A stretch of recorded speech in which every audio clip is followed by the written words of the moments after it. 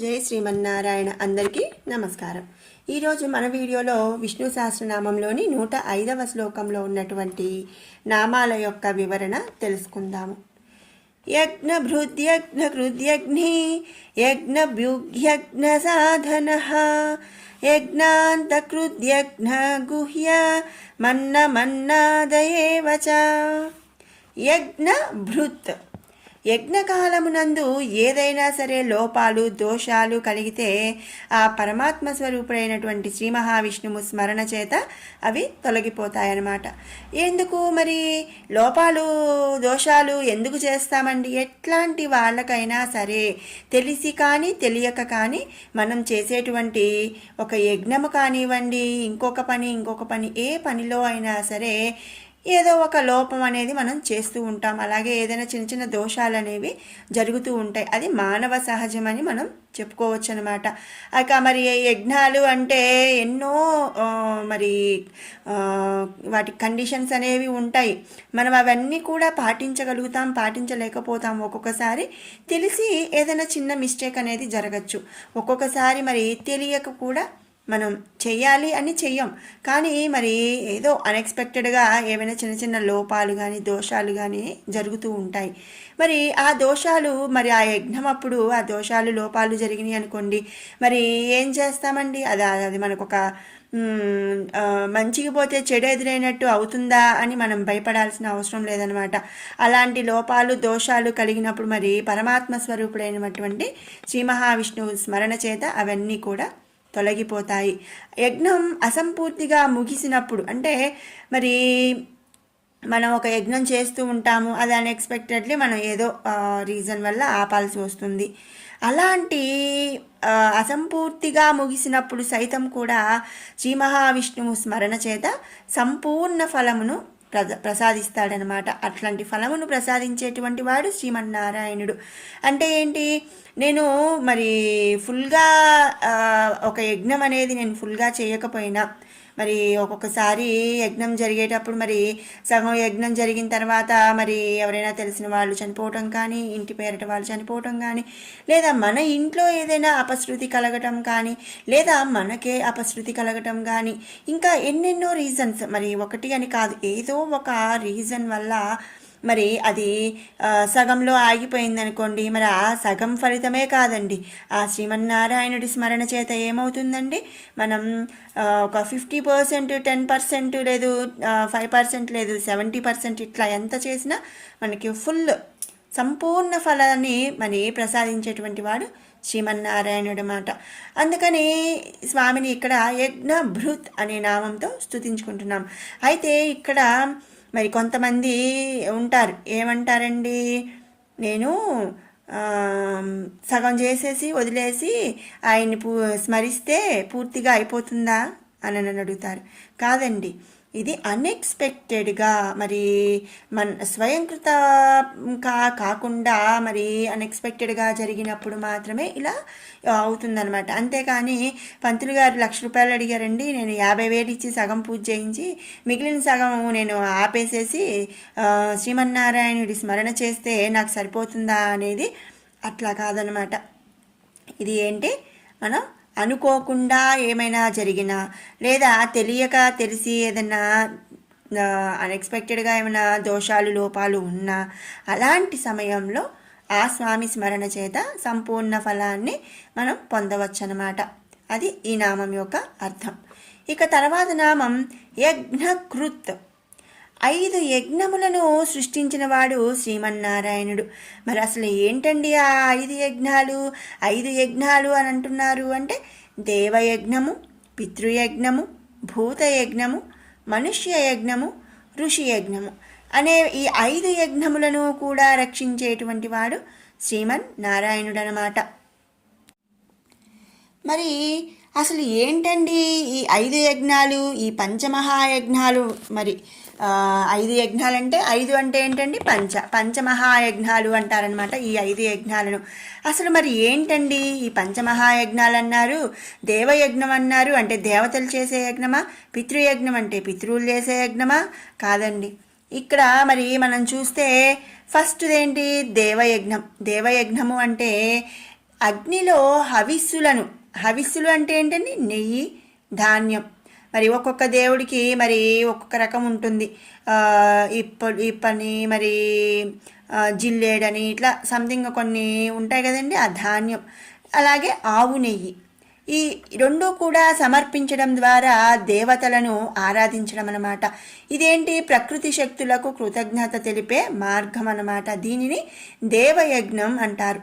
ఇక రెండవది ఏంటంటే పితృయజ్ఞం. ఈ పితృయజ్ఞం అంటే, పితృ అంటేనే మనకి తెలుస్తుంది తల్లిదండ్రులు. ఈ తల్లిదండ్రులు పూర్వీకులను స్మరించుకోవటం అనేది పితృయజ్ఞం. మరి వీళ్ళకి ప్రత్యేకంగా యజ్ఞం ఉంటుందా అండి? యజ్ఞము అంటే కేవలం మరి ఒక హోమగుండం ఏర్పాటు చేయటం అనేది కాదనమాట. మరి హోమగుండం ఏర్పాటు చేసి నెయ్యి, ధాన్యం సమర్పించి చేసేది దేవయజ్ఞం అంటారు. అగ్నిలో హవిస్సులను సమర్పించటం. పితృయజ్ఞం అంటే తల్లిదండ్రులను, పూర్వీకులను స్మరించుకోవటం, వారికి మరి ప్రతి సంవత్సరం కూడా తర్పణాలు వదలటం, పిండ ప్రదానం చేయటం, ఇలాంటి వాటిని కూడా చేసేదాన్ని పితృయజ్ఞం అంటారు. మనకు జన్మనిచ్చిన వారికి కృతజ్ఞత తెలుపుకోవటం అన్నమాట. దీనిని పితృయజ్ఞం అని చెప్పి అంటారు. ఇక మూడవది భూతయజ్ఞం. భూతము అంటే మరి భూత అంటే రాక్షసులు, భూతాలు, దెయ్యాలు ఇవి కాదండి. భూతయజ్ఞము అంటే పశువులు, పక్షులు, కీటకాలు ఇలాంటివంటి మరి ఇటువంటి సమస్త ప్రాణులకు కూడా ఆహారం పెట్టడాన్నే మరి భూతయజ్ఞం అంటారు. విశ్వంలోని ప్రతి జీవిపై ప్రేమను, బాధ్యతను చాటుకోవడం. మరి మనం మనుషులు ఉన్నామనుకోండి, మనుషులు ఏం చేస్తాం? మనకు ఆకలేస్తే చక్కగా అన్నం వండుకొని తింటాము, లేదా కూరలు మరి వెరైటీలు చేసుకొని తింటాము. అయితే పశువులు, పక్షులు, కీటకాలు మరి ఇవి మరి వీటికి ఒక వంటగది, వంట చేసుకోవటం ఇవన్నీ ఏమీ ఉండవు కాబట్టి మరి వీటికి మరి పశువులు, పక్షులు, కీటకాలు దేనికైనా సరే మనం ఆహారాన్ని మరి పెట్టడమే ఈ భూతయజ్ఞం అన్నమాట. విశ్వంలోని ప్రతి జీవి పైన కూడా మనం ప్రేమను, బాధ్యతను చాటుకోవాలి. ఇక నాలుగవది మనుష్య యజ్ఞం. మనుష్య యజ్ఞం మరి భూతయజ్ఞం అంటే మరి అవి వండుకోలేవు కాబట్టి వాటికి ఆహారం పెట్టడం అన్నారు. మరి మనుష్య యజ్ఞం అంటే మరి మనుష్య యజ్ఞం ఏంటండి అని అంటే ఆకలితో ఉన్న వారికి, అతిథులకు అన్నదానం చేయటం, ఆదరించటం మరియు తోటి మనుషులకు సహాయం చేయటం అనేది మనుష్య యజ్ఞం అని చెప్పి చెప్తారనమాట. అంటే మరి ఇప్పుడు మనం వెళ్తూ ఉంటాము, మరి అడుక్కునే వాళ్ళు ఉంటారు, లేని వాళ్ళు అడుక్కున్నప్పుడు మనం ఏం చేస్తామండి? ఓ 10 రూపాయలు, 20 రూపాయలు ఇస్తాము, లేదా ఇంకా ఘనంగా కావాలంటే ఒక 100 రూపాయలు వేస్తాం. అది కాదండి, మనం చక్కగా వాళ్ళకి కడుపు నిండుగా ఆహారం పెట్టడం అనేది మంచి పని అన్నమాట.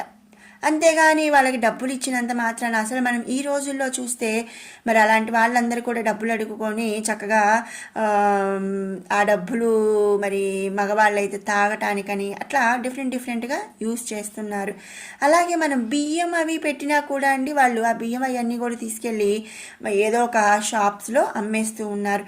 దానికన్నా కూడా అన్నదానం చేయటం, ఆదరించటం అనేది ఎంతో ఉత్తమమైన విషయం అన్నమాట. దానిని మనం మనుష్య యజ్ఞం అని చెప్పి చెప్పుకుంటాం. ఇక ఆఖరిది ఋషి యజ్ఞం.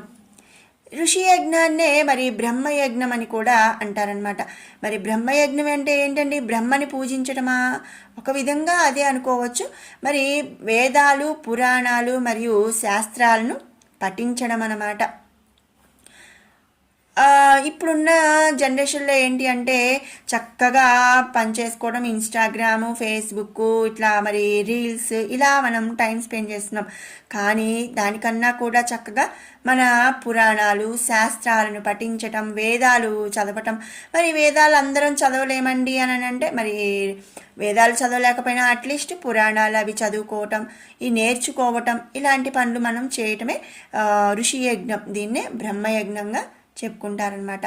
ఇది ఎందుకండి? మనం పురాణాలు చదవటం వలన, శాస్త్రాలను పఠించటం వలన, అలాగే వేదాలు చదవటం వలన ఏంటండి, మరి అవి రాసినటువంటి ఋషులకు మనం కృతజ్ఞతగా జ్ఞానాన్ని సముపార్జించటం మరియు ఇతరులకు పంచడం అన్నమాట.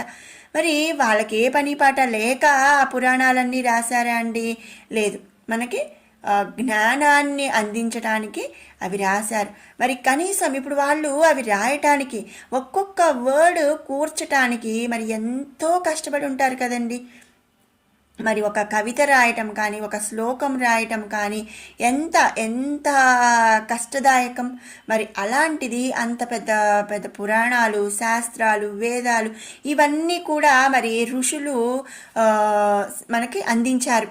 మరి ఉన్న ఆ పుస్తకాన్ని తీసి మనం చక్కగా అవి నేర్చుకొని ఆల్రెడీ వాళ్ళు స్వామి గురించి కానీ ఏదైనా కూడా మనకి చక్కగా ఒక శ్లోకాల రూపంలో మనకి అందించారు.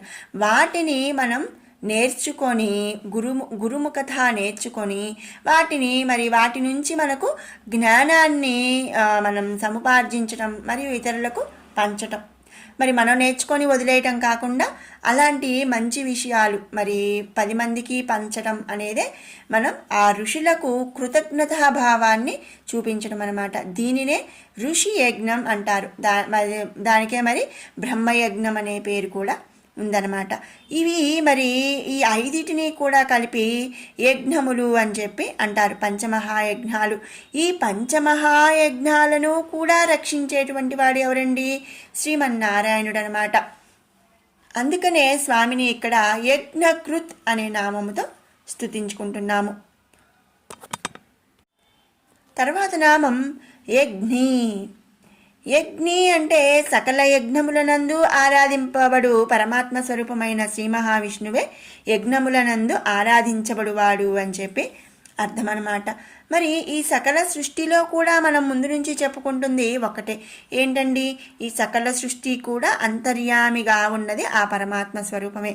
కాబట్టి మరి సకల యజ్ఞములందు ఆరాధించబడేవాడు ఎవరండి? పరమాత్మ స్వరూపమైనటువంటి శ్రీ మహావిష్ణువు అనమాట. అందుకనే మనం ఇక్కడ స్వామిని యజ్ఞి అనే నామంతో స్తుతించుకుంటున్నాము. తర్వాత నామం యజ్ఞభుక్. సకల యజ్ఞములకు కలిగేటువంటి విఘ్నములను తొలగించి వాటిని రక్షించేటువంటి వాడు శ్రీ మహావిష్ణువు అనమాట. మరి మనం ఒక మంచి పని, చెడు చేయాలంటే ఏమీ అడ్డం రాదు కానివ్వండి, మనం ఒక మంచి పని చేయాలి, ఒక పూజ చేయాలి, లేదా ఒక యజ్ఞమే చేయాలి అంటే, మనం ఒక మంచి పని చేయాలి అంటే ఎన్నో విఘ్నాలను దాటాలన్నమాట. ఒక విధంగా చూస్తే ఆ విఘ్నాలను కలిగించేది కూడా శ్రీమన్నారాయణుడేనండి. ఆ పరమాత్మ స్వరూపమే మనకు విఘ్నాలను కూడా కలిగిస్తాడు. ఎందుకండి? అసలు చివరి వరకు కూడా వీళ్ళు మరి ఇప్పుడు మనం ఒక మంచి పని చేయాలనుకుంటున్నాము, మరి చివరి వరకు కూడా వీళ్ళు నించోగలుగుతారా లేదా అనే విధంగా మరి స్వామి మనల్ని ఒక రకంగా పరీక్షిస్తాడనమాట. అదే కాకుండా మరి అంటే ఇప్పుడు అదేంటండి మరి దేవుడు ఎందుకు మనకి విఘ్నాలు కలిగిస్తాడండి? నేను ఒక పని చేయాలనుకున్నాను, పక్కింటోళ్ళు నాకు వేరుగా చెప్పారు, లేదు నా ఫ్రెండ్ ఇంకొక రకంగా చెప్పింది, ఇంకొకళ్ళు ఇంకొక రకంగా చెప్పారు, అందుకని నేను ఆగిపోయానండి, అంతేకాని మరి ఆ పరమాత్మ ఏం కాదండి అని చెప్పి మనం అనుకోవచ్చు. కానీ అందరిలో ఉన్నది ఆ పరమాత్మ స్వరూపమే కదండి. మరి మనం చేసేటువంటి సకల యజ్ఞములకు కూడా ఏదో ఒక రూపేణ మనకి విఘ్నాలను కలిగిస్తూ ఉంటాడనమాట. అంటే ఇప్పుడు నేను మార్నింగ్ బ్రహ్మ ముహూర్తంలో లేచి నేను ఋషి యజ్ఞం చేయాలి అనుకున్నాను అండి. ఇక్కడ యజ్ఞము అంటే ఇక్కడ సకల యజ్ఞములు అని మనం చెప్పుకుంటున్నాం. మరి సకల యజ్ఞాలు ఏంటండి? యజ్ఞాలు అనగానే మనం పైన చెప్పుకున్నాం పంచమహాయజ్ఞాలు, మనుష్య యజ్ఞం, భూతయజ్ఞం, పితృయజ్ఞం, ఋషి యజ్ఞం, దేవయజ్ఞం. వీటిల్లో మనం ఏదో ఒక యజ్ఞం చేయాలి అనుకున్నాం. మనకు అందరికీ ఈజీగా ఉండే మరి ఋషి యజ్ఞం అనుకుందాం. ఎర్లీ మార్నింగ్ బ్రహ్మ ముహూర్తంలో లేచి చక్కగా మరి ఏదో పురాణాలు ఏ వేదాలో చదువుకుందాం అనుకున్నాం. కానీ మనకి ఏదో ఒక రూపంలో విఘ్నం, మరి నైట్ లేట్ అయిపోయి ఎర్లీ మార్నింగ్ లెగవలేకపోవటం, లేదా చలిగా ఉండటం, ఇంకొకటి ఏదో ఒక రకంగా విఘ్నాన్ని అనేది కలిగిస్తూ ఉంటాడనమాట. ఆ విఘ్నములన్నిటినీ కూడా మరి మనము తట్టుకొని ఉండగలిగితే ఆ విఘ్నాలని తొలగించి కూడా మరి వాటిని రక్షించేవాడు కూడా శ్రీమన్నారాయణుడేనండి. మనం ఏదైనా కూడా చేయాలి అనుకున్నప్పుడు అబ్బా ఇది పద్దాకా ఏదో ఒక అడ్డంకి వస్తుందిలే అని వదిలేయకూడదు అనమాట. అలా వదిలేస్తారా, పట్టుకుంటారా అని ఒక రకమైనటువంటి మరి పరీక్ష అని మనం చెప్పుకోవచ్చు. ఆ పరీక్షని కూడా మరి మనం అలాగే పట్టుకొని నిలబడగలిగితే అప్పుడు మరి ఆ విఘ్నాలన్నిటిని కూడా తొలగించి ఆ యజ్ఞములను రక్షించేటువంటి వాడు శ్రీమన్నారాయణుడు అనమాట. అందుకనే ఇక్కడ స్వామిని యజ్ఞభుక్ అనే నామముతో స్తుతించుకుంటున్నాము. తర్వాత నామం యజ్ఞ సాధన. పరమాత్మ స్వరూపముతో సామరస్యమును పొందుటకు సకల యజ్ఞములు కూడా సాధనములన్నమాట. అంటే ఏంటి?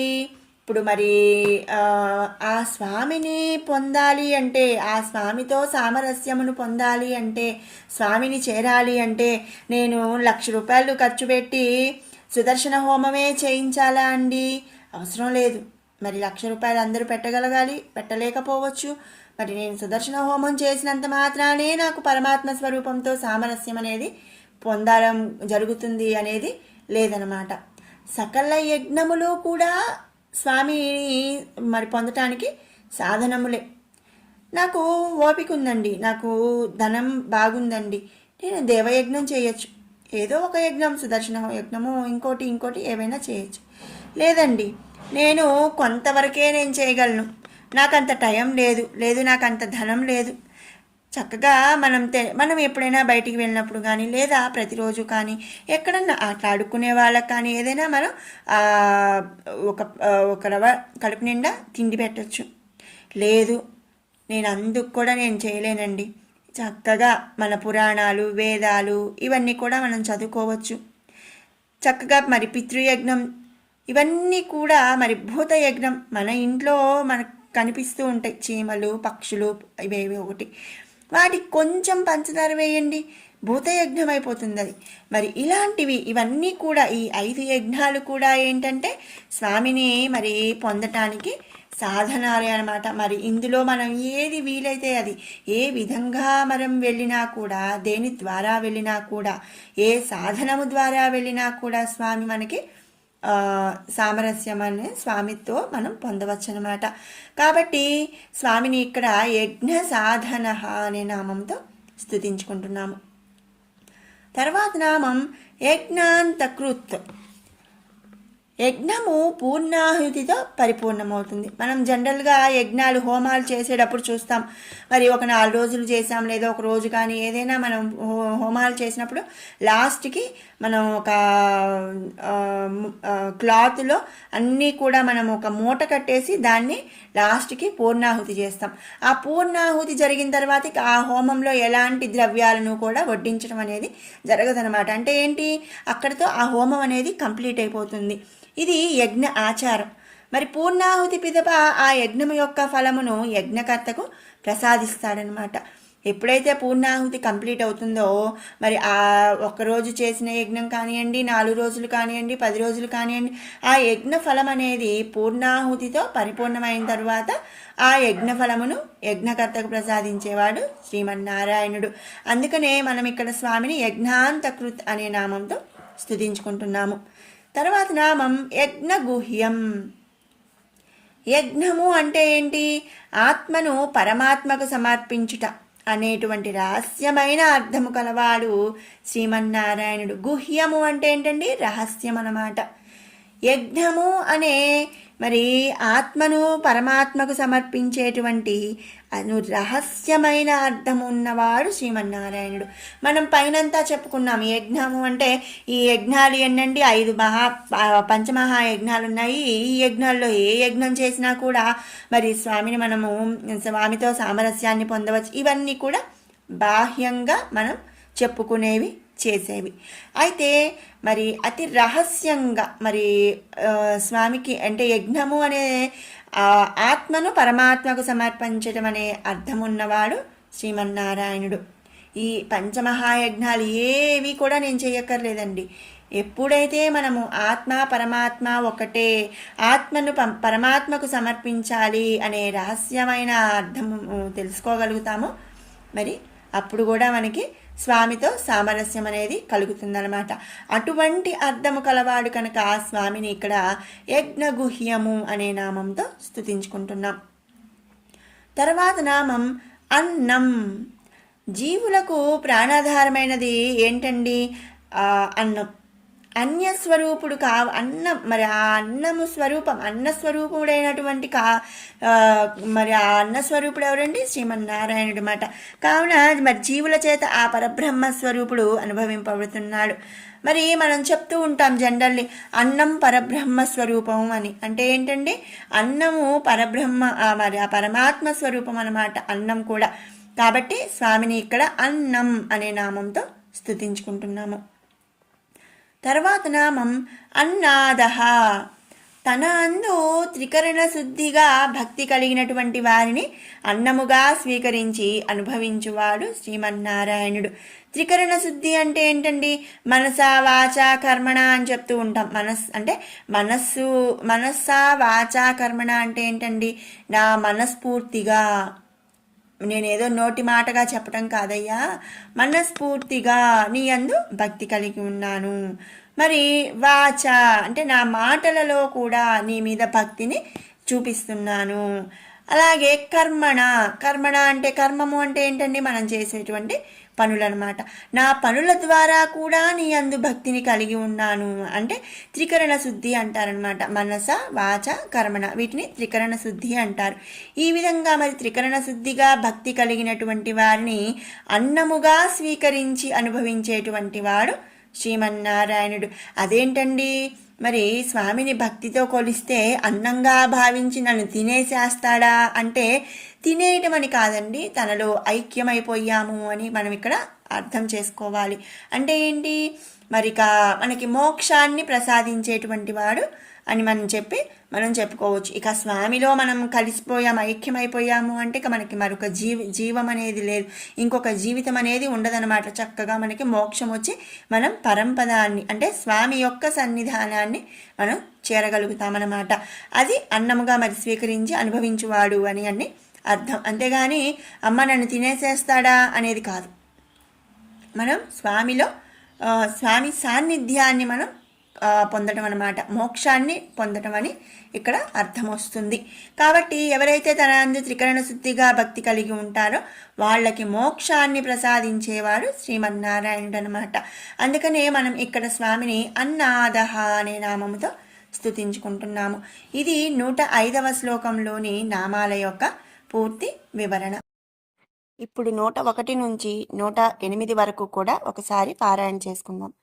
అనాదిర్భూర్భువో లక్ష్మీ సువీరో రుచిరాంగదః జననో జన్మాదిర్భీమో భీమపరాక్రమః ఆధారనిలయో ధాతా పుష్పహాసః ప్రజాగరః ఊర్ధ్వగః సత్పథాచారः ప్రాణదః ప్రణవః పణః ప్రమాణం ప్రాణనిలయః ప్రాణభృత్ ప్రాణజీవనః తత్వం తత్వవిదేకాత్మా జన్మ మృత్యుజరాతిగః భూర్భువః స్వస్తరస్తారః సవితా ప్రపితామహః యజ్ఞో యజ్ఞపతిర్యజ్వా యజ్ఞాం గో యజ్ఞవాహనః యజ్ఞభృద్ యజ్ఞకృద్యజ్ఞి యజ్ఞభుక్ యజ్ఞసాధనః యజ్ఞాంతకృద్ యజ్ఞగుహ్య మన్నమన్నాదయేవ చ ఆత్మయోనిః స్వయం జాతో వైఖానః సామగాయనః దేవకీనందనః స్రష్టా క్షితీశः పాపనాశనः శంఖభృన్నందకీ చక్రీ శాంగధన్వా గదాధరः రథాంగపాణిరక్షోభ్యः సర్వప్రహరణాయుధः శ్రీ సర్వప్రహరణాయుధ ఓం నమ ఇతి వనమాలి గదీ సాంగీ శంఖీ చక్రీ చ నందకీ శ్రీమాన్నారాయణో విష్ణుర్వాసుదేవోభిరక్షతు ఓం శ్రీ వాసుదేవోభిరక్షతు ఓం నమ ఇతి.